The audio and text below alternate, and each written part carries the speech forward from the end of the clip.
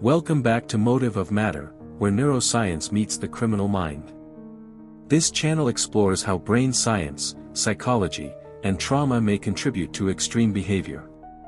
Today's episode examines the case of David Berkowitz, better known as the son of Sam, a man whose crimes terrified New York City in the late 1970s. Before we begin, we wish to express our deepest sympathies to the victims of David Berkowitz, and to the families and friends forever affected by his actions. This documentary does not condone or glorify violence, criminal behavior, or the actions of David Berkowitz in any form. Our goal is to examine the neurological and psychological elements behind extreme criminal behavior from a place of empathy, education, and understanding. David Berkowitz was born in 1953 in Brooklyn, New York. He was adopted as an infant by Nathan and Pearl Berkowitz, a quiet, working-class couple in the Bronx. Although his home life appeared stable, Berkowitz later described deep feelings of abandonment, confusion about his identity, and a growing sense that he didn't belong.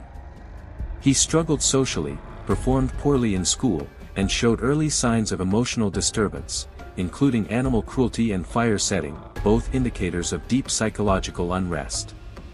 Around the age of 6 or 7, Berkowitz suffered a serious head injury when he rode his bicycle into a wall and was knocked unconscious. Family accounts and later psychological evaluations reference this trauma as a possible contributor to his early behavioral changes, including aggression, social withdrawal, and a fascination with fire. When his adoptive mother died from cancer during his adolescence, Berkowitz's behavior became more erratic. He grew isolated, angry, and obsessed with dark, violent thoughts. After high school, Berkowitz joined the U.S. Army, serving in South Korea. When he returned to civilian life, he was noticeably withdrawn and unstable. In the years leading up to his crimes, he reportedly began experiencing delusions, believing a demon was speaking to him through a neighbor's dog. He claimed the dog gave him instructions, to stalk, to shoot, and to kill. Later, psychiatrists would debate whether these voices were part of a genuine psychotic break, or whether they were constructed to create the illusion of insanity. Regardless, his mental state was deteriorating, and no one intervened. Between 1976 and 1977, David Berkowitz carried out a series of shootings across New York City, targeting young couples, often parked in cars. He used a .44 caliber revolver, killing 6 people and injuring 7 others.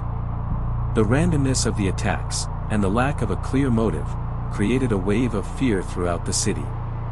He began sending taunting letters to the press and police, signing them "Son of Sam."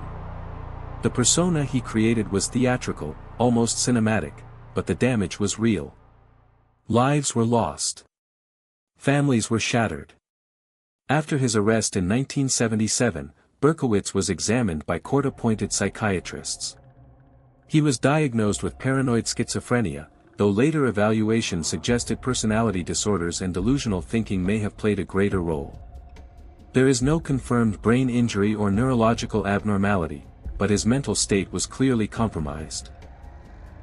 Research shows that early emotional trauma, social isolation, and untreated psychiatric conditions can contribute to violent ideation, particularly when combined with factors like rejection, identity confusion, or grandiose beliefs.